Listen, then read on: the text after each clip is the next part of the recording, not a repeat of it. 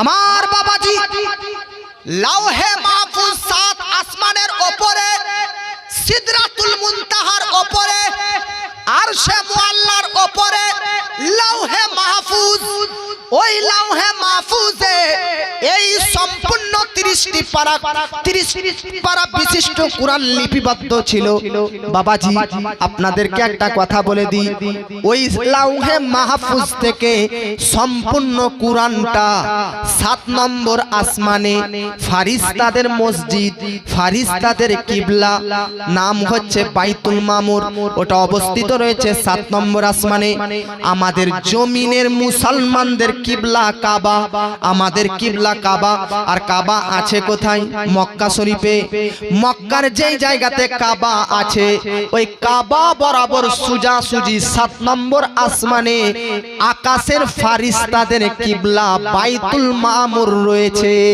সুবহানাল্লাহ। বাবাজি আল্লাহ পাক লাউহে মাহফুজ থেকে সম্পূর্ণ কুরআনটা তুলে ফারিস্তাদের কিবলা, ফারিস্তাদের ইবাদত ঘর বাইতুল মামুর, যেটা কাবার সোজাসুজি, কাবার বরাবর সোজাসুজি 7 নম্বরে আসমানে রয়েছে। লাউহে মাহফুজ থেকে সম্পূর্ণ কুরআনটা ওই শবে কদর, কদরের রাত্রিতে বাইতুল মামুর ফারিস্তাদের মসজিদে আল্লাহ নাজিল করলো। আর ফারিস্তাদের মসজিদ বাইতুল মামুর থেকে 7 নম্বর আসমানের ফারিস্তাদের কিবলা বাইতুল মামুর থেকে পুরো কুরআনটা দুনিয়াতে নবীর কাছে আসতে একটা রাত লাগেনি, 1 মাস লাগেনি, বরং টোটাল লেগেছে 23 বছর। সুবহানাল্লাহ। দুনিয়াতে কোরআন আসতে কত টাইম লেগেছে জুড়ে বলেন? সবকিছু লেখা থাকে জগৎবাসী, পৃথিবীর মধ্যে প্রত্যেকটি কোম্পানি যখন কোনো প্রোডাক্ট ব্রাদার কাস্টমারকে বিক্রি করে তো প্রোডাক্টের সঙ্গে একটা করে বই দেয়, এই জন্য যে প্রোডাক্টটা কিভাবে ইউজ করতে হবে, প্রোডাক্টটা কিভাবে ব্যবহার করতে হবে, ওই বইটার মধ্যে সব কিছু লিপিবদ্ধ রয়েছে। জগৎবাসী কোম্পানি যখন কোনো প্রোডাক্ট তৈরি করে কাস্টমারকে বিক্রি করে তো প্রোডাক্টটা কিভাবে কাস্টমার চালাবে, কাস্টমারটা ওই বইয়ে দেখে নেবে। বইয়ের মধ্যে ওয়াল সিস্টেম সব কিছু লিপিবদ্ধ রয়েছে। ঠিক আল্লাহ যখন মানব জাতিকে বানালেন, বান্দাদেরকে বানালেন, মানুষদেরকে বানালেন, বানানোর পর দুনিয়াতে পাঠালেন আর মানুষের সঙ্গে একটা কিতাব কুরআনকে পাঠালে। যেমন মোবাইল কিভাবে চালাতে হবে, কোম্পানি মোবাইলের সঙ্গে একটা বই দিয়ে দেয়। মেশিন কিভাবে চালাতে হবে, মেশিনের সঙ্গে একটা বই দিয়ে দেয়। আজকে কম্পিউটার কিভাবে চালাতে হবে, একটা বই দিয়ে দেয়। কম্পিউটার কিভাবে চালাতে হবে, ঠিক কুরআন মানুষের সঙ্গে আল্লাহ নাজিল করলো যে মানুষরা কিভাবে চলবে, মানুষরা কিভাবে চলবে। একটা মানুষ বড়দের সঙ্গে কিভাবে কথা বলবে, একটা মানুষ ছোটদেরকে কিভাবে স্নেহ করবে, একটা মানুষ কিভাবে মা বাপের সেবা করবে, একটা মানুষ কিভাবে গুরু শিক্ষকদের সম্মান করবে, একটা মানুষ কিভাবে ইসলামের পথে চলবে, একটা মানুষ কিভাবে আদর্শতা অবলম্বন করবে, একটা মানুষ কিভাবে সুপথে চলবে, একটা মানুষ কিভাবে সঠিক পথ বাছাই করবে। এক কথাতে মানুষ জাহান্নামের পথ ছেড়ে জান্নাতের পথে যাবে। এই ওয়াল সিস্টেম, এই ওয়াল ফ্যাসিলিটি কুরআনে লেখা আছে।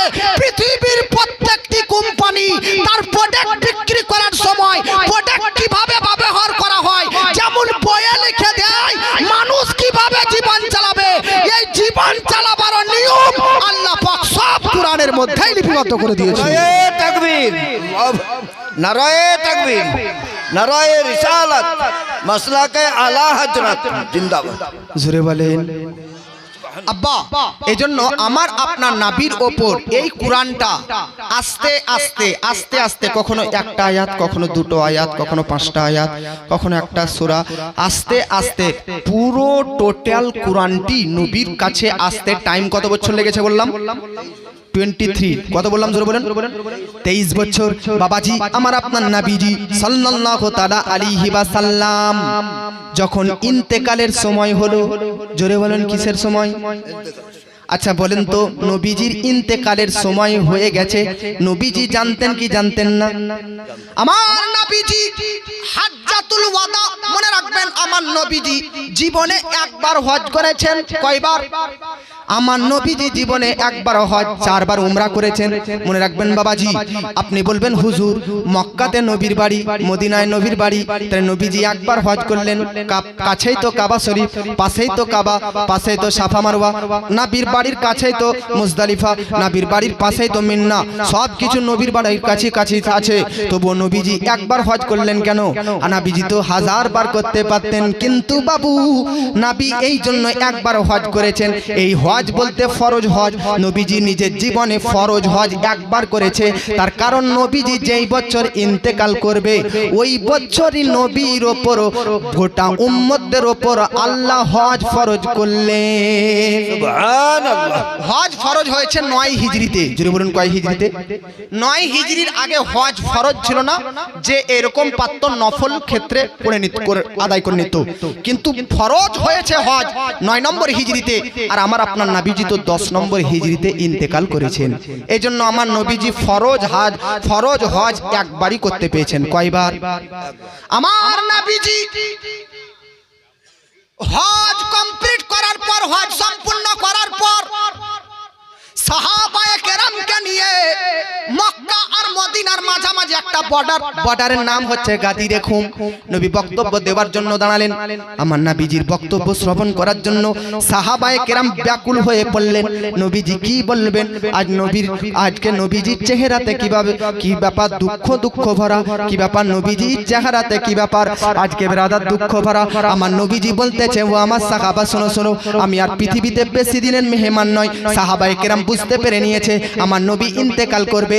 তাই নবীজি সাল্লাল্লাহু তাআলা আলাইহি ওয়াসাল্লাম যেমনই এই রকম কথা বলেছে, সাহাবায়ে কেরাম বুঝতে পেরে নিয়েছে যে নবীজি পৃথিবীতে আর বেশি দিন থাকবেন না, প্রকাশ্যভাবে বেশি দিন থাকবেন না, পর্দা গ্রহণ করবে, ইন্তেকাল করবে। তাই সাহাবায়ে কেরাম সবাই কান্না করতে লেগেছে। প্রত্যেকটি সাহাবীর চোখ থেকে যেন অশ্রু ঝরঝর করে ঝরতেছে। প্রত্যেকটি সাহাবা কান্না করতেছে। কান্না করতে করতে করতে একজন সাহাবী বলল, ইয়া রাসূলুল্লাহ, ইয়া হাবিবাল্লাহ, আপনি পৃথিবীতে কেন এসেছেন? এবার আপনারা আসুন, পৃথিবীর মধ্যে আমার আপনার নবীকে আল্লাহ পাক কেন প্রেরণ করেছেন? আপনারা কি মনে করেন নবীকে আল্লাহ কি এই জন্য প্রেরণ করেছে কি যাও মোহাম্মদ যাও আর আঙুলের ইশারা করো আর ডুবা সূর্য উদিত করো? না না না, এই জন্য আল্লাহ নবীকে পৃথিবীর মধ্যে প্রেরণ করেননি। আল্লাহ নবীকে কি এই জন্য প্রেরণ করেছে কি যাও নবী আঙুলের ইশারা করো আর চাঁদ দ্বিখণ্ডিত করে দাও? না না না না না বাবাজি, পৃথিবীর মধ্যে আল্লাহ পাক নবীকে মুজিজা দেখানোর জন্য প্রেরণ করেননি, আশ্চর্যজনক ঘটনা দেখানোর জন্য প্রেরণ করেননি। তাহলে পৃথিবীর মধ্যে আল্লাহ পাক নবীকে কেন প্রেরণ করেছে এটা তো কুরআন বলবে। কুরআনের মধ্যেতে 7 জায়গাতে লিপিবদ্ধ রয়েছে পৃথিবীর মধ্যে আল্লাহ পাক নবীকে কেন প্রেরণ করা হয়েছে। একটা আয়াত আপনাদের সম্মুখে পাঠ করতেছি। আল্লাহ পাক বলতেছে, ইয়াতলু আলাইহিম আয়াতিকা ওয়া ইউআল্লিমুহুমুল কিতাবা ওয়াল হিকমা ওয়া ইউযাক্কিহিম। হে জগৎবাসী, পৃথিবীর মধ্যে আল্লাহ পাক বলতেছে নবীকে প্রেরণ করলাম কিতাবের জ্ঞান দেওয়ার জন্য, শরীয়তের বিধিবিধান প্রচার করার জন্য, আমি আল্লাহ পাকের একত্ববাদ প্রচার করার জন্য, আমি আল্লাহ পাকের সঠিক মেসেজটা বান্দাদের নিকট পৌঁছানোর জন্য। এক কথাতে পৃথিবীর মধ্যে নবীকে প্রেরণ করলাম বান্দাদেরকে জাহান্নামের পথ থেকে টেনে এনে জান্নাতের পথের পথিক বানানোর জন্য। সুবহানাল্লাহ। আচ্ছা, একটা কথা আপনারা বলেন তো ভাই, আল্লাহ কত বড় শক্তিশালী? বিনা খুঁটি খাম্বার দ্বারাই আকাশটাকে ঝুলন্ত অবস্থায় ঝুলিয়ে রেখেছে। এত বড় আল্লাহ শক্তিশালী, পৃথিবীটাকে ভাসান্ত অবস্থায় ভাসিয়ে রেখেছে। আল্লাহ এত বড় শক্তিশালী, চন্দ্র সূর্য গ্রহ নক্ষত্রগুলোকে ঝুলন্ত অবস্থায় ঝুলিয়ে রেখেছে। ও আল্লাহ যদি চাইতো তো নবীদেরকে না পাঠিয়ে ডাইরেক্টলি আমাদেরকে হেদায়েত দিতে পারতো কি পারতো না? এই জোরে বলেন, পারতো কি পারতো না? আল্লাহ যদি ডাইরেক্ট চাইতো তো আমাদেরকে আল্লাহ শিক্ষা দিতে পারতো কি পারতো না? জোরে বলেন। আল্লাহ যদি চাইতো তো আমরা ডাইরেক্টলি আল্লাহর কাছ থেকে কুরআন শিখতে পারতাম, কুরআন নিতে পারতাম, সব কিছু হেদায়েত নিতে পারতাম, নামাজ নিতে পারতাম, রোজা নিতে পারতাম, হজ নিতে পারতাম, যাকাতের বিধান নিতে পারতাম। আল্লাহ তোমার কাছ থেকে আমরা ডাইরেক্ট চাইলে নামাজ, রোজা, হজ, যাকাত, কুরআন, হাদিস, তাফসীর ইত্যাদি নিতে পারতাম, বা তুমি চাইলে আমাদেরকে ডাইরেক্ট হেদায়েত দিতে পারতে। কিন্তু তুমি আমাদেরকে ডাইরেক্ট না দিয়ে বা আমরা তোমাদের কাছ, তুমি আল্লাহর কাছ থেকে ডাইরেক্ট না নিয়ে মিডিলে নবীদের মাধ্যমে আল্লাহ তুমি আমাদেরকে হেদায়েত দিলা কেন? Point to be noted. কি বললাম? আল্লাহ ডাইরেক্টলি আমাদেরকে শিক্ষা না দিয়ে, হেদায়েত না দিয়ে, নবীর দ্বারাতে আমাদেরকে হেদায়েত দিচ্ছেন। জোরে বলুন সুবহানাল্লাহ। কেন কেন? এর কারণ কি? আপনাদের গ্রামে রুটি তৈরি করেন বাবা, রুটি রুটি খান কি না? আপনাদের রুটি খান? মুর্শিদাবাদের লোক বোধহয় রুটি কম খায়, মুড়ি বেশি খায় নাকি? না বাসি ভাত বেশি খায়? আচ্ছা, রুটি খান তো একটা কথা আপনারা বললেন, আপনারা হয়তো বলতে পারবেন না, যেহেতু রুটি তো আপনারা তৈরি করেন না, তৈরি করে মা বোনরা। তো আপনাদের এখানে রুটি কিভাবে তৈরি হয় আমি বলতেছি, আপনারা যদি এরকম ভাবে করেন তাহলে হ্যাঁ না বলবেন। হ্যাঁ, আপনাদের এখানে রুটি বলে, আমাদের নলহাটিতে আবার রুটিকে পিঠা বলে। পিঠা বলেন আপনারা? পিঠা বলেন না, আমরা রুটি পিঠা দুটোই বলি। আচ্ছা, আমার বাড়িতে আমার মা রুটি কিভাবে তৈরি করে ওটা আপনাদের সম্মুখে বলতেছি। উনুন থাকে, চুলহো, উনুনের ওপর একটা চাটু তাওয়া রাখে, তাওয়ার ওপর এই আটাকে পানি দিয়ে নরম করে, নরম করার পর রুটির মতন আকৃতিক গোলাকার তৈরি করে, তারপর এই রুটিটা ওই চাটুটার ওপর রাখে, নিচ থেকে আগুন জ্বালিয়ে দেয়, তারপরে রুটিটা তৈরি হয়। এভাবে আপনারা করেন? হ্যাঁ, এভাবেই তো করেন। আচ্ছা, মাশাআল্লাহ, আপনারা এইভাবে রুটি করেন। আজকে আমার বক্তব্য, আপনারা রুটি এইভাবে করেন। আচ্ছা, কালকে আজকে ওয়াজ শুনে যাবেন, আর মা বোনদেরকে, আপনাদের তো এনারা বউ হবে, কেউ না কেউ আছে বউ, কারো কারো বোন আছে, কারো বেটি আছে, কারো মা আছে। বাড়ি যাওয়ার পর মা, বেটি, বোন এদেরকে বলবেন যে বক্তা তো বললো যে উনুনের ওপর, চুলোর ওপর চাটু, চাটুর ওপর রুটি তৈরি হয়, তো আপনাদেরকে একটা ফর্মুলা দিচ্ছি, রুটি এইভাবে তৈরি করতে বলবেন। কিভাবে? মাদেরকে বলবেন, মা চুলোর ওপরে রুটি, তো রুটির মিডিলে থাকে তাওয়া, চাটু, ওটা চাটু তাওয়া বলেন কিনা?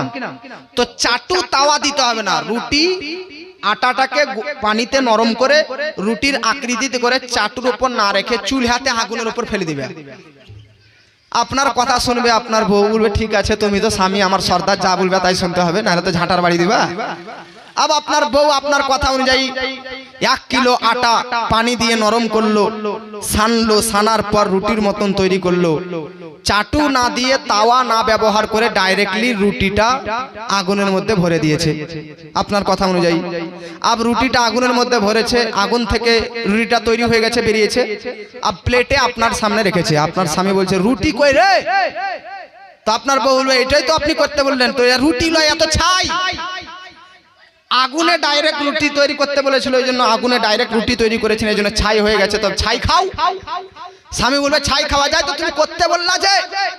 তো জগৎবাসী রুটি তাওয়ার উপর রাখবেন, রুটি তৈরি হয়ে যাবে, কিন্তু তাওয়া ব্যতীত, চাটু ছাড়া ডাইরেক্টলি রুটি যদি আগুনের সঙ্গে ঘর্ষণ দিয়ে তৈরি করতে চান, তাহলে ও রুটি রুটি থাকবে না, ছাই পুড়ে নষ্ট হয়ে যাবে।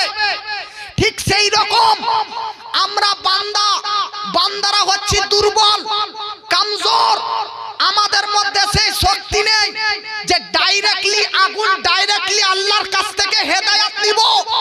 কিন্তু আপনারা বলেন তো, যে রুটিটা আপনি আগুন দিয়ে তৈরি করতে চাইলেন, রুটি পুড়ে গেল, কিন্তু এই রুটিটা তাওয়ার উপর রাখলেন, তো তাওয়ার মধ্যে এতটা ক্ষমতা আছে, তাওয়ার মধ্যে এতটা শক্তি আছে, চাটুর মধ্যে এতটা পাওয়ার আছে যে নিচ থেকে আগুনের উত্তাপ নিচ্ছে আর উপরের রুটিকে ফুলিয়ে তৈরি করতেছে। তাহলে রুটির যেটা শক্তি, তাওয়ার সেই রকম শক্তি, রুটির যেরকম শক্তি, তার চাইতে কোটি গুণ শক্তি বেশি তাওয়ার। তাওয়ার মতন রুটির শক্তি নেই, চাটুর মতন রুটির ক্ষমতা নেই, কারণ চাটু আগুনের সঙ্গে লড়াই করতে পারবে, আগুনের সঙ্গে স্পর্শ করতে পারবে, আগুনের সঙ্গে বন্ধুত্ব করতে পারবে, কিন্তু রুটি ডাইরেক্টলি আগুনের সঙ্গে বন্ধুত্ব করতে পারবে না। তাওয়ার মধ্যে সেই ক্ষমতা আছে, তাওয়াকে সেই ক্ষমতা দিয়ে বানানো হয়েছে, যে তাওয়াকে, চাটুকে সেই ক্ষমতা দিয়ে তৈরি করা হয়েছে যে তুমি আগুন থেকে, উনুন থেকে, আগুন থেকে উত্তাপ নিবে আর ওপরে রুটিকে তৈরি করবে। জগৎবাসী তাওয়া ছাড়া রুটি তৈরি করতে চাইলে রুটি পুড়ে ছাই হয়ে যাবে, কিন্তু তাওয়া মিডিলে রেখে যদি রুটি ওপরে রেখে তৈরি করেন, তাহলে রুটি তৈরি তৈরি হয়ে যাবে।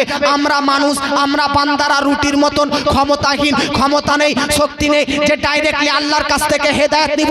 এই জন্য আল্লাহ পাক হযরতে আদম থেকে আমার আপনার নাবি পর্যন্ত প্রত্যেকটা নাবিকে ক্ষমতাবান, শক্তিশালী, পাওয়ারফুল, মজবুত করে দিলেন যে প্রত্যেকটা নাবি আল্লাহর কাছ থেকে ডাইরেক্টলি হেদায়েত নিবে আর বান্দাদের নিকট পৌঁছে দিবে। বান্দারা যদি ডাইরেক্টলি আল্লাহর কাছ থেকে হেদায়েত নিতে চায় তো পারবে না।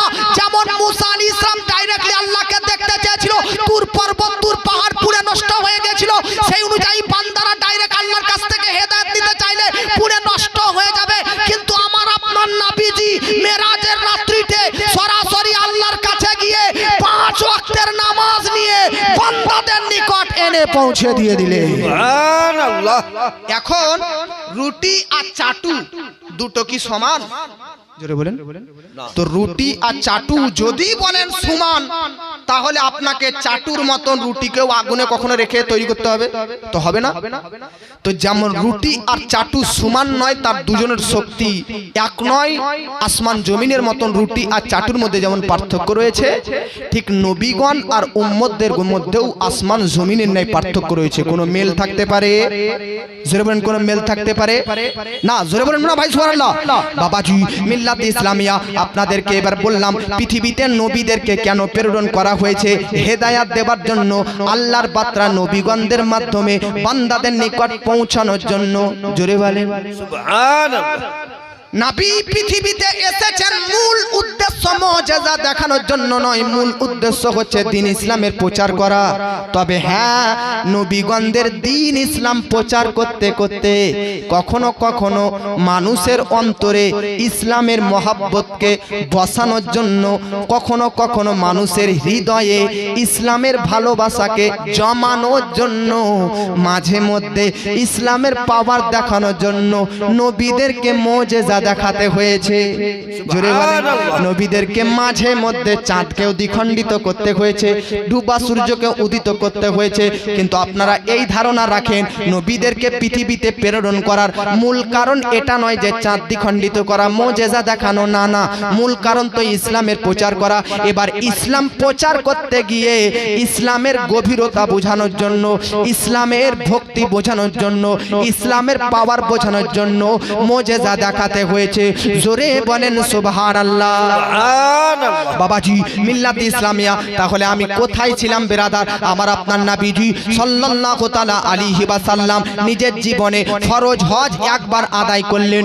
নবী যেই দিন যখন ইন্তেকাল করবেন, ইন্তেকালের কিছুদিন আগে নবীজি বেরাদার বক্তব্য রাখলেন। এমন বক্তব্য রাখলেন যে সাহাবায়ে কেরাম বুঝতে পেরে নিলেন যে নবী আর কিছুদিনের মেহমান। সাহাবায়ে কেরাম কান্না করতে চাই, ইয়া রাসূলুল্লাহ, ইয়া হাবিবাল্লাহ, নবী গো, আপনি যদি ইন্তেকাল করে যান, আপনি এসেছিলেন তো হেদায়াত দেওয়ার জন্য, আপনি এসেছিলেন শিক্ষা দেওয়ার জন্য, আপনি এসেছিলেন মাসলা মাসাইল বর্ণনা করার জন্য, আপনি এসেছিলেন বিধি বিধান প্রচার করার জন্য। ওগো নবী গো, আপনি যদি ইন্তেকাল করে যান, হেদায়াত নিব কার কাছ থেকে? কিয়ামত পর্যন্ত মানুষ শিক্ষা নেবে কার কাছ থেকে? এডুকেশন নেবে কার কাছ থেকে? আল্লাহর বার্তা নেবে কার কাছ থেকে? জোরে বলেন সুবহানাল্লাহ। নবী যদি ইন্তেকাল করে যায়, তাহলে হেদায়েত দিবে কে? এটা তো সাহাবা প্রশ্ন করতেছে, ইয়া রাসূলুল্লাহ, আপনি ইন্তেকাল করলে আপনার পর আমরা কাকে হেদায়েত, আমরা কাকে রাহবার বলে ধরে থাকব? আপনার ইন্তেকালের পর পথ প্রদর্শক হিসাবে কাকে আমরা ধরে থাকব? আপনি ছিলেন আমাদের মূল খুঁটি। আপনার ইন্তেকাল পর আমরা কার দামান ধরে এই ইসলামের পথে চলব? আমার নবীজি তখন একটা বক্তব্য দিয়েছিলেন। আপনারা শুনেন, নবীজি ইন্তেকালের সময় আমরা উম্মতদেরকে কি দিয়েছেন? নবী বলতেছেন কি? সাহাবা, কান্না করিও না, কানজুল উম্মাল হাদিস শাস্ত্রের কিতাব। এই হাদিস শাস্ত্রের কিতাবে যে হাদিসটি পাঠ করতে যাচ্ছি, এই হাদিসটি কয়েকবার লিপিবদ্ধ রয়েছে। নবী বলতেছে, ইন্নী তারিকুন ফিকুমুস সাকালাইন। শুনো সাহাবা, আমি ইন্তেকাল করে যাচ্ছি, চিন্তিত হইও না, টেনশনে পড়িও না, দিশাহারা হইও না, নিরাশ হইও না। হ্যাঁ, আমি নবী তোমাদের মধ্যে দুটো জিনিস ছেড়ে যাচ্ছি, দুটো জিনিস ছেড়ে যাচ্ছি, দুটো জিনিস দিয়ে যাচ্ছি। এই দুটো জিনিস ইন্নি তারিকুন ফিকুমুস সাকলাইন, দুইটি ভারী জিনিস দিয়ে যাচ্ছি। এই দুইটি ভারী জিনিস মজবুত করে ধরে থাকবে, কারণ এই দুইটি জিনিস কিয়ামতের দিন হাউজে কাউসারের নিকটে এই দুটো জিনিস আমার সঙ্গে সাক্ষাৎ করবে। আর এই দুটো জিনিসের সঙ্গে যারা জড়িত ছিল তারাও আমার সঙ্গে সাক্ষাৎ করবে, আর তারা আমার হাউজে কাউসারের পানি পান করবে, তারা আমার লিয়াউল হাম ঝান্ডার নিচে থাকবে, তারা আমার শাফাআত লাভ করতে থাকবে। আমার আপনার নবীকে সাহাবা জিজ্ঞাসা করতেছে, ইয়া রাসূলুল্লাহ ওই দুটো জিনিস কি, যে দুটি জিনিস আপনি আমাদেরকে দিচ্ছেন? তো আমার নবী বলতেছে, একটা হচ্ছে কুরআন আর একটা হচ্ছে আমার আহলে বায়াত। সুবহানাল্লাহ। একটা হচ্ছে কুরআন আর একটা হচ্ছে আহলে বায়াত। अब আপনাদেরকে বলতে চাই, জগৎবাসী হেদায়েতের জন্য কুরআন কি যথেষ্ট নয়? কুরআনের মধ্যে কি হেদায়েতের কথা সব লেখা নেই? মানুষ কিভাবে জীবন লাইফকে পরিচালিত করবে, ये সব কিছু তো কুরআনের মধ্যে লেখা আছে। অতএব নবীর তো এটা করা উচিত ছিল যে সাহাবা আমি তোমাদের মাঝে শুধু কুরআনটা ছেড়ে যাচ্ছি, কুরআনটাকে ধরে থাকবেন না। আমার নবী শুধু একাই কুরআনকে ছেড়ে যাননি, বরং কুরআনের পাশাপাশি আহলে বায়াতকে ছাড়লেন। কেন? কিউ লিমাজা ওয়াই? নবী একাই কুরআনকে ছেড়ে যেতে পারতেন। এখন এটা একটা যেমন প্রশ্ন, কুরআন তো হেদায়েতের জন্য যথেষ্ট, হুদাল্লিন নাস হুদাল্লিল মুত্তাকিন কোরআনে আছে না সূরা বাকারাতে, হুদাল্লিল মুত্তাকিন, মুমিনদের জন্য মুত্তাকিনদের জন্য কোরআন হেদায়েতের কিতাব। তো কোরআন যখন হেদায়েতের জন্য যথেষ্ট, তখন নবী শুধু কোরআনকে একাই ছাড়লেন না কেন? কোরআনের পাশাপাশি আহলে বায়াতকে রাখলেন কেন? দ্বিতীয় প্রশ্ন, নবীর সাহাবাগণ 1,24,000, টোটাল নবীর সাহাবাগণ কত ছিলেন জোরে বলেন? কম বেশি 1,24,000, কোন কিতাবে আছে 1,25,000 সাহাবীর সংখ্যা। তো নবীজি এটা বললেন না যে আমি আমার কোরআনের সাইডে আমি সাহাবীদেরকে রেখে যাচ্ছি, অতএব তোমরা সাহাবীদের দামান এক হাতে আর আরেক হাতে কোরআনের দামান ধরে থাকবেন না, এটা বললেন না। বরং নবী বলতেছে আমি আমার বংশধর আহলে বায়াত আল আওলাদকে কোরআনের পাশে ছেড়ে যাচ্ছি, অতএব এক হাতে কোরআন আর আরেক হাতে তোমরা আমার আহলে বায়াতকে ধরে থাকবে। দ্বিতীয় কোশ্চেন এই যে নবীজি সাহাবীদেরকে না ছেড়ে আহলে বায়াতকে কেন কোরআনের সঙ্গে ছাড়লেন? আর প্রথম কোশ্চেন, কোরআন তো একাই কাফি হেদায়েতের জন্য, কিন্তু আহলে বায়াতকে তার পাশে ছাড়ার কারণটা কি? আপনারা এই দুটি কোশ্চেনের উত্তর শুনতে চান? কোরআনের পাশাপাশি আহলে বায়াতকে ছেড়ে গেলাম, তার কারণ হচ্ছে কিয়ামত পর্যন্ত আমার আহলে বায়াত আমার বংশধররা থাকবে। শুনো, কোরআনের মধ্যেতে শুধুমাত্র বলেছে জান্নাত পর্যন্ত যাবার রাস্তা, কোরআনে শুধু বলেছে মসজিদ পর্যন্ত যাবার রাস্তা, কোরআনে শুধু বলেছে মাদ্রাসা পর্যন্ত যাবার রাস্তা, কোরআনে শুধু বলেছে যে জান্নাত পর্যন্ত যাবার রাস্তা। এখন কোরআনের বলা রাস্তাতে চলতে চলতে ভুলবশত কেউ যদি জাহান্নামে ঢুকে যায়, তার জন্য আমি নবী আহলে বায়াতকে রাখলাম। তোমরা আমার আহলে বায়াতের সঙ্গ লাভ করো, আহলে বায়াতরা তোমাদের হাত ধরে জান্নাত পর্যন্ত পৌঁছে দিবে। সুবহানাল্লাহ। জোরে বলেন সুবহানাল্লাহ। এজন্য আপনারা মনে করছেন কোরআন, আপনারা মনে করছেন কোরআন পাঠ করছে মানে এই বিশাল বড় আল্লামা, এই বিশাল বড় মুত্তাকিন। নো, আল্লাহ কোরআনে নিজেই বলতেছে ইউদিল্লু বিহি কাসিরান ওয়া ইয়াহদি বিহি কাসিরান। কোরআন পাঠ করে কেউ হেদায়েত পায়, আবার কোরআন পাঠ করে কেউ পথভ্রষ্টও হয়ে যায়। জোরে বলেন বাবাজি, একই কোরআন, ওই কোরআন এই কোরআন তো আলাদা নয়। যে ব্রাদার বহরমপুরে আলাদা পাওয়া যায়, আপনাদের এই ব্রাদার ভগবান গোলাতে আলাদা পাওয়া যায়, আপনাদের এই রমনা গোবরাতে আলাদা পাওয়া যায়। কোরআন কোরআন একটাই কিতাব, বিশ্বের যেই প্রান্তে জানো একটাই কিতাব। কিন্তু আল্লাহ পাক বলতেছে এই কোরআন পাঠ করে কেউ হেদায়েত পাবে, আবার কেউ পথভ্রষ্ট হয়ে যাবে। এখন আল্লাহর নবীকে জিজ্ঞাসা করা হলো, ইয়া রাসূলুল্লাহ, কোরআন পাঠ করে কেউ পথভ্রষ্ট হয়, আবার কোরআন পাঠ করে কেউ হেদায়েত প্রাপ্ত হয়, ব্যাপারটা কি? তো আমার নবী বলতেছে আমি কোরআন আর আহলে বায়াতকে ছেড়ে গেলাম। যারা শুধু কোরআনকে ফলো করে চলবে তারা পথভ্রষ্ট হয়ে জাহান্নামে যাবে, আর যারা কোরআনের পাশাপাশি আমার আল আওলাদ আহলে বায়াতের সঙ্গে সম্পর্ক ঘনিষ্ঠ রেখে থাকবে তারাই হেদায়েতের উপর থাকবে, আর তারাই জান্নাত পর্যন্ত পৌঁছে যাবে। সুবহানাল্লাহ। আমার নবীজির আহলে বায়াত হচ্ছে বড় পীর। জোরে বলেন সুবহানাল্লাহ। আমার নবীজির বংশধর হচ্ছে গরিব নওয়াজ। জোরে বলেন সুবহানাল্লাহ। যারা গরিব নামাজের দামান, গৌস পাকের দামান না ধরে কোরআন পাঠ করবে, বলুন এরা পথভ্রষ্ট হবে না হেদায়েত পাবে? পথ বাসটা হবে কিনা গৌস পাক নবীজির বেটি মা ফাতেমার বেটা ইমাম হুসেনের বেটা ইমাম জাইনুল আবেদিনের পুত্র ইমাম মোহাম্মদ বাকেরের পুত্র ইমাম জাফর সাদিকের পুত্র ইমাম মুসা কাজিমের পুত্র ইমাম আলী রাজার পুত্রের নাম সৈয়দ আবু বকর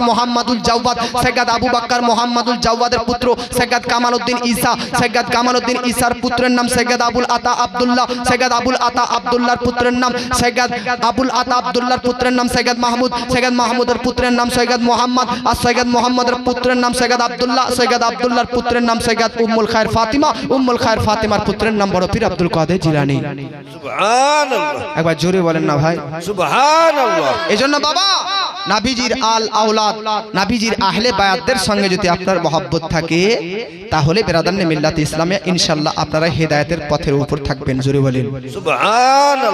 আমার নবীজির একটা কথা আপনারা শুনেন, যখন ইন্তেকাল পর্যন্ত এসেছে আপনারা এদিক ওদিক তাকাচ্ছেন কেন?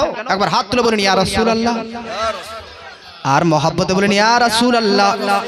আমি নবীজির পাগল, আমি মদিনার পাগল।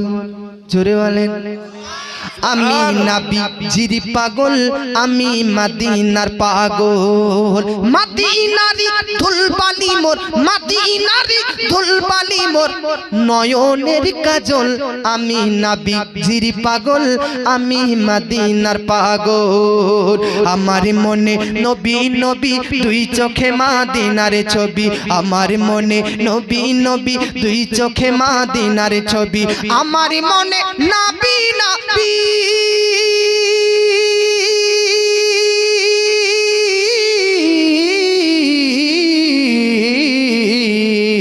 আমার মনে নবী নবী দুই চোখে মদিনার ছবি। নবীর প্রেমে দিতে রাজি, নবীর প্রেমে দিতে রাজি, নবীর প্রেমে দিতে রাজি, নবীর প্রেমে দিতে রাজি জীবনের সকল। জোরে বলেন আমি নবীজির পাগল, আমি মদিনার পাগল। জোরে বলেন কয়টি? একটা কোরআন আর একটা আহলে বায়াত। কোরআন আর আহলে বায়াত, কোরআনের সঙ্গে আহলে বায়াতকে কেন নবীজি ছাড়লেন ওই যুক্তি দিয়ে বুঝতে পারলেন? জোরে বলেন নবীজি সাহাবায়ে কেরামকে কেন ছাড়লেন না? কারণ আমার নবীজি সাল্লাল্লাহু আলাইহি ওয়াসাল্লাম যা কিছু বলেন এটা আল্লাহর প্রদত্ত ক্ষমতাতেই বলেন, নিজে থেকে কোনো কিছু বানিয়ে বলেন না। 27 নম্বর পারা সূরা আন-নাজমের মধ্যে আল্লাহ পাক বলতেছে ওয়ামা ইয়ানতিকু আনিল হাওয়া ইন হুয়া ইল্লা ওয়াহয়ু ইউহা। নবী যেটা বলেন সেটা নিজে থেকে বানিয়ে নয়, বরং আল্লাহর প্রদত্ত ক্ষমতাতেই বর্ণনা করেন। জোরে বলেন সুবহানাল্লাহ। ভাই আপনারা একটা কথা মনে রাখবেন, সাহাবায়ে কেরামের বংশধর একটা টাইমে শেষ হয়ে যেতে পারে, কিন্তু নবীজির আল আওলাদ বংশধর কিয়ামত পর্যন্ত জিন্দা থাকবে। এই জন্য নবীজি কোরআনের পাশাপাশি আহলে বায়াতকে রেখে গিয়েছিলেন। জোরে বলেন সুবহানাল্লাহ। নবীজির ইন্তেকালের পর আপনাদেরকে বলে দিই, শুনেছেন তো আরেকবার শুনে নিন। নবীজির ইন্তেকালের পর নবীজির দাফন এবং কাফন কম বেশি 2 থেকে 3 দিন পর হয়েছে। কয়দিন পর? আমরা যদি মারা যাই, আপনারা আমরা যে কোনো মাওলানা মুফতি মুহাদ্দিস যেই মারা যাক না কেন, আমাদের মারা যাওয়ার পর সিস্টেম হচ্ছে যত তাড়াতাড়ি পারো তত তাড়াতাড়ি কবরে দাফন করে আসো, নাকি নাকি বলছেন? নবী বলতেছে 3টি জিনিসে দেরি করিও না। কয়টি জিনিসে? 3টি।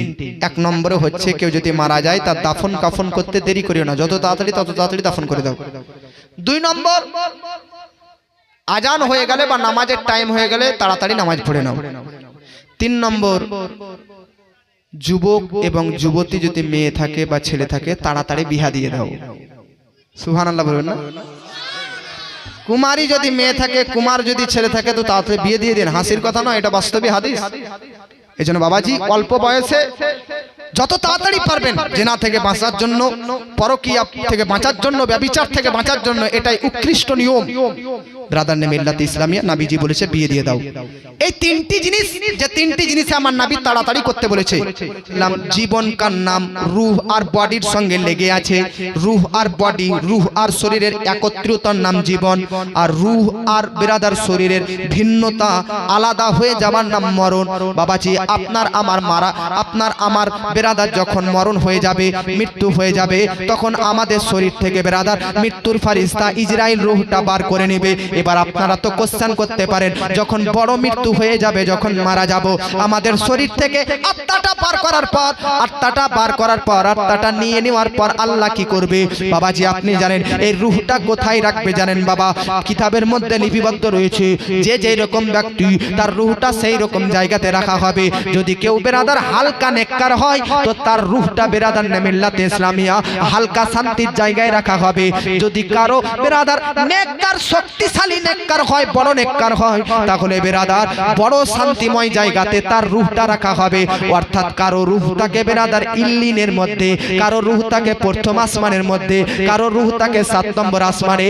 যারা আল্লাহর পথে শহীদ হয়ে যায়, তাদের রূহটা আরশের নিচে বেরাদার সবুজ পাখির ভিতরে আল্লাহ ভরে দেয়। ওই পাখিগুলো কখনো জান্নাতের মধ্যে উড়ে যায়, আর জান্নাতের ফল ভক্ষণ করতে থাকে। আমার বাবাজি যে যেই রকম ব্যক্তি তার শরীর থেকে রূহটা বার করার পর আল্লাহ সেই রকম জায়গাতে রাখে। এবার আসুন বাবাজি, যে পাপী ব্যক্তি, যে গুনাহগার ব্যক্তি, তার রূহটা কোথায় যাবে? মনে রাখবেন বাবাজি, নেককার যদি হন তো আপনার রূহটা আকাশের দিকে যাবে, আর গুনাহগার যদি হন, পাপী যদি হন, কাফির যদি হন, মুশরিক যদি হন, তাহলে আপনার রূহটা সিজ্জিন বেরাদার জমিনের নিচের দিকে, 7 তবক নিচের দিকে, জাহান্নামের শাস্তির দিকে ঢেকলিয়ে ফেলে দেবে। জোরে বলেন। কিছুদিন আগে আফ্রিকার এক সায়েন্টিস্ট গবেষণা করলো যে পৃথিবীর সর্বশেষ নিচে আমরা খাল করতে করতে গর্ত করব।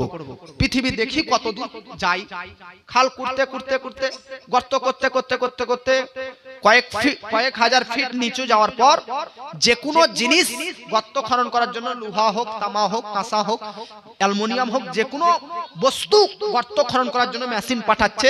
তো আর নিচে যায় না, যে জিনিস যাচ্ছে সেই জিনিস, যেমন আগুনের কাছে লোহা, এই মোম যেমন আগুনে গলে যায়, যে কোনো জিনিস জমিনের নিচে গলে যাচ্ছে। আফ্রিকা সায়েন্টিস্ট অবাক, জমিনের নিচে যা কিছু পাঠাচ্ছি, অ্যালুমিনিয়ামের হোক, লোহার হোক, গলে যাচ্ছে কেন?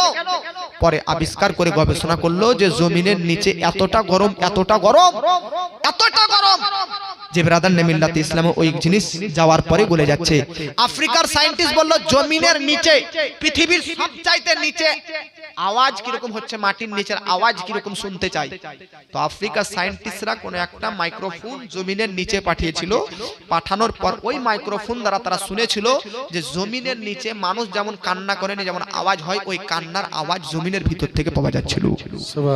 এটা তো 1500 বছর পর মানুষ জমিনের নিচ থেকে কান্নার আওয়াজ বার করে জাহান্নামের বিবরণ দিয়েছে।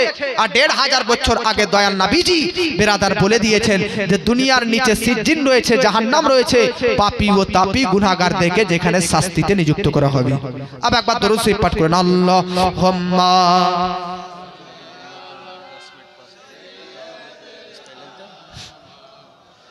মুহাম্মাদ ওয়া আলা আলে সাইয়্যিদিনা। চোখেরই পলকে তুমি হতে পারো লাশ। গজল বুনিয়ে না তো আপনাদের মুখ নেমে যাচ্ছে নাকি? আর গজল বললে উঠে যাচ্ছে নাকি? গজলের ভক্ত বেশি নাকি এখানে? মাশাআল্লাহ, একবার মহব্বত বলুন সুবহানাল্লাহ। সুবহানাল্লাহ। চোখেরই পলকে তুমি হতে পারো লাশ, চিরতরে বন্ধ হবে তোমার নিঃশ্বাস। চোখেরই পলকে তুমি হতে পারো লাশ, চিরতরে বন্ধ হবে তোমার নিঃশ্বাস। হবে এলাম তোমার নাম মসজিদের মাইকে, হবে এলাম তোমারি নাম মসজিদের মাইকে বাড়িওয়ালা নাই রে বাড়ি নাই রে দুনিয়াতে বাড়িওয়ালা নাই রে বাড়ি নাই রে দুনিয়াতে জুড়ে বলে বাড়িওয়ালা নাই রে বাড়ি নাই রে দুনিয়াতে বাড়িওয়ালা নাই রে বাড়ি নাই রে দুনিয়াতে তোমার ভয়ে থাকতো মানুষ ছিল বাহাদুরি ভাবনি হাওয়ায় উড়া তুমি যে রঙিন ঘুড়ি তোমার ভয়ে থাকতো মানুষ ছিল বাহাদুরি ভাবনি হাওয়ায় উড়া তুমি যে রঙিন ঘুড়ি সুতোয় টান দিলে মালিক ও সুতোয় টান দিলে মালিক পারিবে না থাকিতে সুতোয় টান দিলে মালিক পারিবে না থাকিতে বাড়িওয়ালা নাই রে বাড়ি নাই রে দুনিয়াতে বাড়িওয়ালা নাই রে বাড়ি নাই রে দুনিয়াতে জোরে বলেন ভাই শেষ করে দেবো না চলবে আর একটু মহাব্বতে বলুন সুবহানাল্লাহ বাড়ি গাড়ি মিল ফ্যাক্টরি টাকার পাহাড় বিলাসিতায় কেটে যাবে কত অহংকার বাড়ি গাড়ি মিল ফ্যাক্টরি টাকার পাহাড় বিলাসিতায় কেটে যাবে কত অহংকার দামি কাপড় ছেড়ে হবে ছেড়ে হবে সাদা কাফন পড়িতে দামি কাপড় ছেড়ে হবে সাদা কাফন পড়িতে বাড়িওয়ালা নাই রে বাড়ি নাই রে দুনিয়াতে বাড়িওয়ালা নাই রে বাড়ি নাই রে দুনিয়াতে জুড়ে বলেন বাবাজি নবীগণদের ইন্তেকাল আর আমাদের ইন্তেকালের মধ্যে পার্থক্য আছে কি নাই জুড়ে বলেন আছে না নাই নবীগণদের ইন্তেকাল আমাদের ইন্তেকালের পার্থক্য নাই কত পার্থক্য বললাম আচ্ছা আমরা যখন মারা যাব তখন আমাদের মসজিদের 50 বছরের বুড়া হোক আর 60 বছরের বুড়া হোক ইমাম সাহেব আমাদের খাটলি আমাদের মৃতদেহের সামনে পেছনে সব মুক্তাদিরকে রেখে 4 তাকবীরের সহিত জানাজার নামাজ ফরজে কিফায়া আদায় করবে নাকি কিন্তু আমার নবীর ইন্তেকালের পর এইভাবে জানাজা হয়নি আমার নবীর সামনে কে ইমাম হবে আমার নবী তো সবার ইমাম এজন্য উনার আগে কে ইমাম হবে এজন্য আমার নবীর উপর ব্রাদার এইভাবে জানাজা হয়নি যেভাবে আপনাদের এইভাবে জানাজা হয় আমাদের যেভাবে জানাজা হয় আমাদের বাপ দাদাদের যেভাবে জানাজা হয় এভাবে নবীর জানাজার নামাজ হয়নি আপনাকে আমি শুরুতে একটা কথা বলেছিলাম যে নবীর ইন্তেকালের পর নবীর দাফন ও কাফন কম বেশি 3 দিন পর হয়েছিল কয়দিন পর তো ये 3 दिन কেন আজ ইন্তেকাল করলে নবী আজকে দাফন হয়ে যেতে পারতো কালকে দাফন করতে পারতো 2-3 দিন টাইম লাগলো নবীর ইন্তেকালের পর হ্যাঁ আপনার বিধান যে আপনি আমি মারা গেলে উম্মতের বিধান তাড়াতাড়ি দাফন করে দাও কিন্তু নবীর বিধান নয় নবী লেট করতে পারে কোনো সমস্যা নেই কিন্তু নবীর ইন্তেকালের পর দাফন করতে 3 দিন লেট হলো কেন আবে রহস্যটা শুনেন আমার নবী যখন ইন্তেকাল করেন তখন কম বেশি 2 লাখের উপর সাহাবী সাহাবায়ে কেরাম হয়ে 1.5 লাখের উপর সাহাবী হয়ে গেছিলেন জোরে বলেন মহব্বতে বলেন সুবহানাল্লাহ 1.5 লাখের কাছাকাছি সাহাবী কম বেশি 1 লাখ তো সাহাবী ছিলেনই টোটাল সাহাবীর সংখ্যা তো আমি আপনাদেরকে বলেছি কিতাবের মধ্যে 1,25,000 কত বললাম আচ্ছা আপনাদের এখানে কতজন মানুষ হবেন ধরে নিন এখানে 500 জন ব্যক্তি প্রত্যেকটা ব্যক্তি জালসা শেষে যদি আমাকে মুসাফা করেন আর 2 মিনিট করে কথা বলেন ভাই আপনার বাড়ি কোথায় আপনার নাম কি আপনার বাপের নাম কি কোন মাদ্রাসায় পড়েছেন একটা করে মুসাফা আর 2 মিনিট করে কথা যদি বলেন তো প্রত্যেকটা মানুষের পার করতে এক এক করে পুরো রাতটা লেগে যাবে কি লাগবে না জোরে বলেন আমার নবীজির ইন্তেকালের পর নবীর জানাজা কিভাবে হয়েছে নবীর বডি মুবারককে খাটলির উপর রাখা হয়েছে তো জানাজা কিভাবে যারা বৃদ্ধ সাহাবী তাদের লাইন আলাদা যারা যুবক সাহাবী তাদের লাইন আলাদা যারা বাচ্চা সাহাবী তাদের লাইন আলাদা যারা মহিলা তাদের লাইন আলাদা লাইন যেমন রেশনের দোকানে যে কোনো জেরক্স করতে যান যে কোনো স্কুলের কাজে লাইন দিয়ে থাকেন এরকম লাইন দিয়ে সব সাহাবায়ে কেরাম যদি নবী যখন ইন্তেকাল করে তখন যদি 1 লাখ সাহাবী থাকে বা 1,25,000 সাহাবী থাকে তাহলে 1,25,000 সাহাবীর মধ্যে অনেক সাহাবীর তো বিয়েও হয়েছিল তাদের স্ত্রী ঝড়ি তো 2 লাখের কাছাকাছি হয়ে যাবে সাহাবী সাহাবিয়াত মিলে টোটাল হয়ে যাবে কি না 1 লাখ সাহাবী হলে তাদের স্ত্রী তো আছে সব মিলে কম বেশি 2 লাখ 2.5 লাখ মানুষ নবীজির জানাজাতে লাইন লাইন হয়ে আসে। এক এক করে, একটা করে মহিলা, একটা করে পুরুষ, একটা করে বাচ্চা আসে আর নবীজির সামনে এরকম ভাবে আদবের সহিত দাঁড়িয়ে দাঁড়িয়ে আমার নবীজির উপর দরুদ ও সালাম পাঠ করতে থাকে। আমার বাবা আপনার আমার ইন্তেকালের পর 4 তাকবীরের সহিত জানাজা ফরজে কিফায়া নামাজ আদায় হয়, কিন্তু নবীজির ইন্তেকালের পর নবীজির বডি মুবারক সামনে রাখা আছে আর এক এক করে বেরাদার, আগে বেরাদার পুরুষরা, তারপরে বেরাদার মহিলারা, তারপর বাচ্চারা এক এক করে আসতেছে আর নবীজির হুজরাতে, নবীজি বেরাদার হুজরা। আমার একটা কথা মনে রাখবেন, এটাও একটা কথা মনে রাখবেন, আমার ইন্তেকাল যদি এইখানে হয়ে যায় তাহলে বলেন তো এইখানেই দাফন হবে না আমার গ্রামে হবে? গ্রামে হবে না? মানুষ আপনাদের এই গ্রামের মানুষের বেরাদার আপনারা বলেন, আপনারা এখানে অনেকজন মানুষ এসেছেন, যে জায়গাতে বসে আছেন এই জায়গাতে যদি মরণ হয়ে যায় বলেন ওই জায়গাতে কি আপনার দাফন হবে না আপনাদের গ্রামের কবরস্থানে দাফন হবে? গ্রামের কবরস্থানে আপনার দাফন হবে। কিন্তু নবীগণদের বৈশিষ্ট্য, নবীগণ যেই জায়গাতেই ইন্তেকাল করবে ওই জায়গাতেই দাফন করতে হবে। আমার আপনার নবীজি মা আয়েশা সিদ্দিকার বাড়িতে ইন্তেকাল করেছিল, তাই নবীজির বেরাদার মিল্লাত ইসলামিয়া কবর খনন করা হয় মা আয়েশা সিদ্দিকার বাড়িতে। আমার নবীজির ইন্তেকালের পর নবীজির দেহ মোবারক মা আয়েশা সিদ্দিকার রুমের ভিতরে রাখা আছে।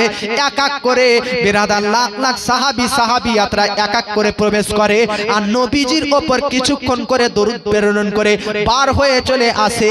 এই রকম করে প্রত্যেকটি সাহাবী সাহাবিয়াতদের নবীর উপর দরুদ পাঠ করতে 3 দিন লেগে যায়। এই জন্য নবীজির ইন্তেকালের পর নবীজির দাফন হতে 3 দিন টাইম লেগে যায়।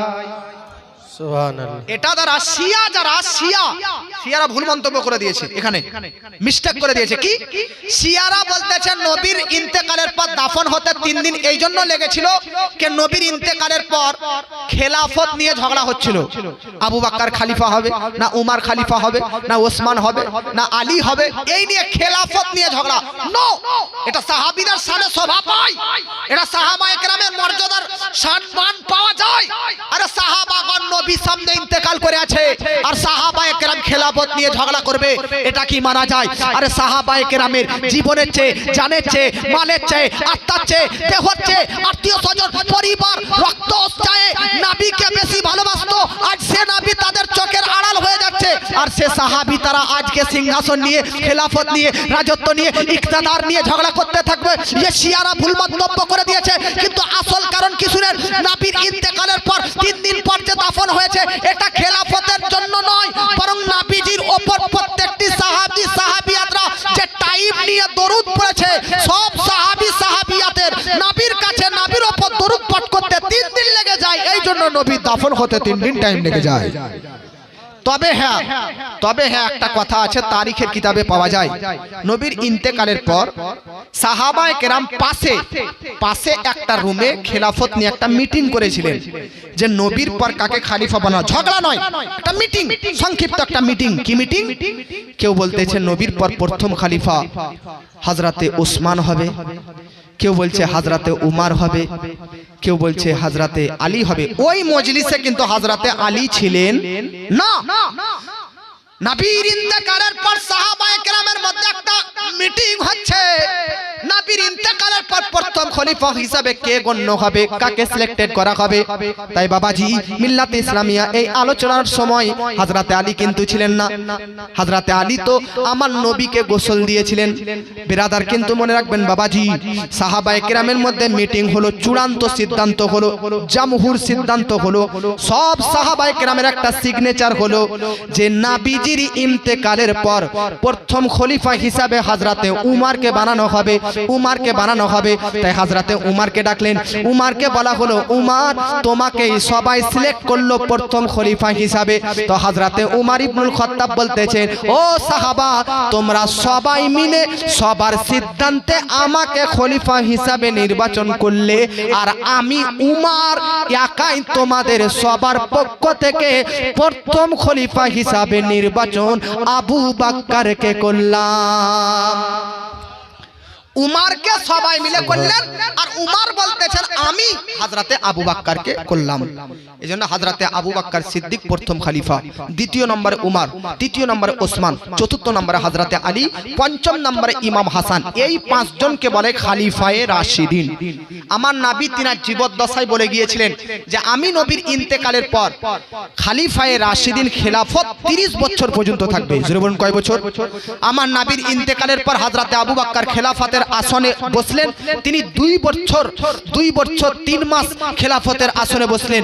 আবু বকর সিদ্দিকের ইন্তেকালের পর হযরতে উমর ইবনুল খাত্তাব সাহাবী রাসূল তিনি খেলাফতের আসনে বসলেন। হযরতে উমর ফারুক খেলাফতি রাজত্ব চালালেন 10 বছর 6 মাস। হযরতে উমরের ইন্তেকালের পর হযরতে ওসমান তিনি খলিফা হলেন। হযরতে ওসমান খেলাফতি রাজত্ব চালালেন টোটাল 12 বছর। হযরতে ওসমানের ইন্তেকালের পর চতুর্থ সাহাবী, চতুর্থ খলিফা হিসাবে হযরতে আলীকে নির্বাচন করা হলো। আলী থাকলেন 4 বছর 9 মাস, আর আলীর ইন্তেকালের পর ইমাম হাসান থাকলেন 6 মাস। টোটাল গুণ করেন, যোগ করেন, হযরতে আবু বকরের 2 বছর 3 মাস, হযরতে উমরের 10 বছর 6 মাস, হযরতে ওসমানের 12 বছর, হযরতে আলীর 4 বছর 9 মাস, আর হযরতে ইমাম হাসানের 6 মাস। টোটাল যোগ করেন, দেখবেন হয়ে যাবে 30 বছর। জোরে বলেন সুবহান। আচ্ছা আমি যদি বলি, আমি যদি বলি আপনাদের আমাদের মধ্যে এখানে এতজন আলেম ওলামা আছে, কোন আলেম কোন বক্তাকে এটা বলতে পারবে যে নরেন্দ্র মোদী এখনো 10 বছর প্রধানমন্ত্রীর পদে থাকবে? সেটা বলেন, কেউ বলতে পারবে? পারবে? প্রধানমন্ত্রীর পদে নরেন্দ্র মোদী এখনো 10 বছর থাকবে, এই গায়েবের সংবাদ, এই অদৃশ্যের সংবাদ, এই ভবিষ্যৎবাণী কেউ করতে পারবে না। কিন্তু আমার নবীজি বলতেছে আমার ইন্তেকালের পর 30 বছর পর্যন্ত খেলাফতের আসনে 30 বছর পর্যন্ত খলিফারা থাকবে। জোরে বলেন। আমার নবী ভবিষ্যৎ বক্তা ছিলেন, ভবিষ্যৎবাণী ছিলেন। জোরে বলেন। গোসলের পানি গড়ে চলে যায়, কিন্তু আমার নবীজির ইন্তেকালের পর হযরতে আলী গোসল দিয়েছিলেন। তো হযরতে আলী বলতেছে 1 ফোঁটা পানি নবীর গোসলের শরীর থেকে লাগানো 1 ফোঁটা পানি জমিনে পড়েননি, মাটিতে পড়েননি। পুরো পানিটা 4টা প্রধান ফারিস্তা জিবরাইল, মিকাইল, ইসরাফিল, ইসরাইল, এই 4টি ফারিস্তা 4টি নূরি বালতিতে ভরে জান্নাত নিয়ে চলে গিয়েছে। সুবহানাল্লাহ। আমার বাবাজি নবীজির ইন্তেকালের পর নবীকে যখন হযরতে আলী গোসল দিলেন, 4 ফারিস্তা 4টি বালতিতে করে নিয়ে চললেন। আর ওই 4টি বালতির পানি 4 ফারিস্তা নিয়ে কি করবেন এটা বিস্তারিত ঘটনা বললাম না, তবে আপনাদেরকে বলে দিই। হযরতে আলী বলতেছে নবীর ইন্তেকালের পর যখন আমি গোসল দিলাম, পুরো শরীর থেকে সব পানি ছেঁচে মুছে ফারিস্তারা নিয়ে গেলেন, একদম কোনো জায়গাতে পানি নেই। কিন্তু আলী বলতেছে নবীজির শরীরের মধ্যে শুধু 2 জায়গাতে হালকা কিছুটা পানি লেগেছিল, গোসলের পানি, একটা চোখের পাতাতে আর একটা নাভির মধ্যে। হযরতে আলী বলতেছে আমি সুযোগ বুঝে আমি দেখলাম নবীজির থুতুর মুবারকে বরকত রয়েছে। ও নবীজির থুতু তো দূরের কথা, নবীজির ঘামেও তো বরকত রয়েছে। ও নবীজির তো ঘাম তো দূরের কথা, ও নবীজির প্রস্রাবেও তো বরকত রয়েছে। তাই হযরতে আলী বলল ঘামে চাইতে প্রস্রাবে যদি বরকত থাকতে পারে, তাই নবীর শরীরে স্পর্শ হয়ে যাওয়া গোসলের পানিতে কেন বরকত থাকতে পারে না? তবে সব পানি তো ফারিস্তারা নিয়ে চলে গেছে, কিন্তু 2 জায়গাতে পানি আছে। তাই হযরতে আলী তিনার ঠোঁট দুটো বেরাদার আমার নবীজির চোখের পাতাতে আর নবীজির নাভিতে লাগিয়ে 2 জায়গাকের পানি চুষে নিলেন। হযরতে আলী বলতেছেন যেই দিন থেকে নবীজির ওই 2 জায়গাকার গোসলের পানি ইন্তেকালের পর যে গোসলের পানি, ওই গোসলের পানি যেই দিন চুষে নিয়েছি, সেই দিন থেকে আমি এত বড় বিদ্বান হয়ে গেছি, এত বড় হযরতে আলী জ্ঞানী হয়ে গেছিলেন যে মক্কা আর মদিনার মধ্যে কোন ব্যক্তি এটা বলার ক্ষমতা রাখতো না যে যে যা পারো কোশ্চেন করতে পারো, তোমাদের সব কোশ্চেনের উত্তর দিব, কেউ এইরকম বলতে পারতো না। একমাত্র হযরতে আলী সেই ব্যক্তি যিনি বলতে পারতেন তোমাদের মধ্যে যার যেটা প্রশ্ন নিয়ে আসতে পারো, সব প্রশ্নের সমাধান আমি আলীর কাছে হয়ে যাবে। সুবহানাল্লাহ। কুরআনের মধ্যে 30টি পারা রয়েছে, 30টি পারার মধ্যেতে 114টি সূরা। আচ্ছা আপনাদেরকে বলে দেয়, হযরতে আলী বলতেছে, হযরতে আলীর কতটা খালি জ্ঞান দেখেন। হযরতে আলী বলতেছে কুরআনের মধ্যে 30টি পারা, 114টি সূরা। আচ্ছা হযরতে আলী বলছে 114টা সূরা তো আমি দূরে রাখলাম, ওটা তো দূরে রাখলাম। হযরতে আলী বলতেছে সূরার আরম্ভতে কি পাঠ করতে হয়? বিসমিল্লাহ শরীফ, বিসমিল্লাহির রহমানির রহিম। হযরতে আলী বলতেছে বিসমিল্লাহর মধ্যে কয়টা অক্ষর? টোটাল অক্ষর হচ্ছে 19টি। আর বিসমিল্লাহির রহমানির রহিমের মধ্যে টোটাল শব্দ হচ্ছে 4টি। একটা হচ্ছে বিসমি, একটা হচ্ছে আল্লাহ, একটা হচ্ছে আর রহমান, আর একটা হচ্ছে আর রহিম। 4টা শব্দ। এই 4টা শব্দ মিলে পুরো তাসমিয়া, অর্থাৎ পুরো বিসমিল্লাহ তাসমি, পুরো বিসমিল্লাহ শরীফ, পুরো বিসমিল্লাহ শরীফের মধ্যে 4টা ওয়ার্ড, 4টা শব্দ, কিন্তু অক্ষর আছে 19টি। হযরতে আলী বলতেছে 19টি অক্ষরের মধ্যে আমি হযরতে আলী 18টা অক্ষর দূরে রাখলাম। আলী বলতে সূরা তো দূরের কথা, বিসমিল্লাহর মধ্যে যে 19টি অক্ষর আছে, এই 19টি অক্ষরের মধ্যে 18টি অক্ষর দূরে রাখলাম। হযরতে আলী বলতেছে বিসমিল্লাহর শুরুতে যে বা আছে, ওই বায়ের নিচে যে নুকতা আছে, আলী বলতেছে ওই নুকতার যদি আমি ব্যাখ্যা লিখতে লাগি, তাফসীর লিখতে লাগি, তো তাফসীর ব্যাখ্যা গ্রন্থ, খাতা, কিতাবপত্র এতটা হয়ে যাবে যে কিতাবপত্রগুলো বহে নিয়ে যাবার জন্য আরবের তৎক্ষণাৎ যুগে 70টি উটের প্রয়োজন হয়ে যাবে। সুবহানাল্লাহ। তুমি মানলে মানো, জোরে বলেন সুবহানাল্লাহ, সুবহানাল্লাহ। তুমি মানলে মানো, না মানলে মন মানো না।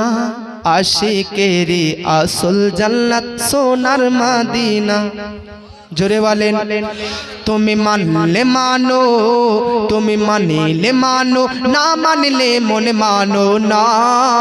আশিকেরি আসল জান্নাত সোনার মদিনা। আশিক হৃদয়ে যত ইশকেরি জ্বালা দূর করিতে পারে ওই মদিনাওয়ালা, ওই মদিনাওয়ালা। আশিক হৃদয়ে যত ইশকেরি জ্বালা দূর করিতে পারে ওই মদিনাওয়ালা, ওই মদিনাওয়ালা। তাই মদিনা মদিনা করে হয়ে যায় ফানা। জোরে বলে সুবহানাল্লাহ। আশিকেরি আসল জান্নাত সোনার মদিনা।